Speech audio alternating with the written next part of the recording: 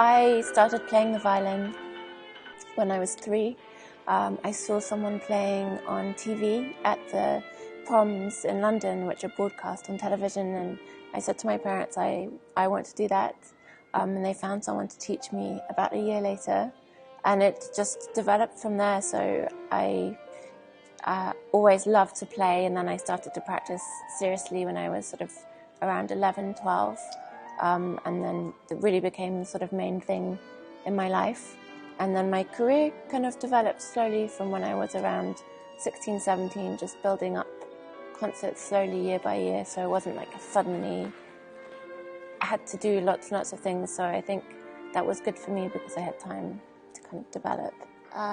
It's like a very close friend that sometimes you get on really well, sometimes you have a bit of an argument. My violin's very old, it's nearly 300 years old, so I love it. It's very, very complex instrument, a lot of different colours and textures, which is so important for musicians because we have to say everything through sound. So the more different kinds of sound we can create, the more we can express and say through the music. On the other hand, often with these great old instruments, they, of course, are just made of wood. They're very delicate, so it changes a lot with different weather, different humidity, different temperature, so it can be quite temperamental, so I have to be very nice to it. And hopefully then we have a good relationship.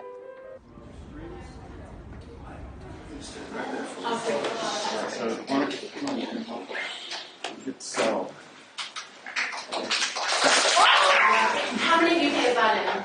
Show of hands. Wow, lots. And how many play the piano?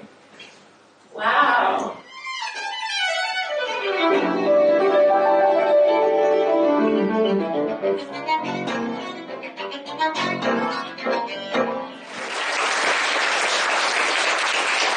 I enjoy company, I like people, I like different energies. So I found this way of playing chamber music very interesting because you get to play with someone and you get to, first of all, we need to try and make them sound the best.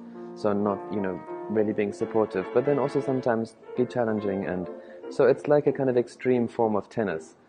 You throw one idea, it comes back, you try and challenge, and it's a very nice way of living. But mostly I think it's because as a person I enjoy company. And on the stage too, I enjoy having friends and making music together. We have to sometimes be an orchestra, we sometimes have to be a competition. We try and enhance and make the performance as exciting as possible.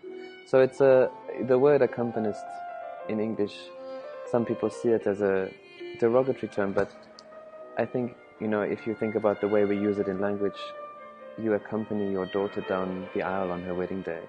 So it's a very important, bond, actually. So I don't think it's a supporting role, but a very important one.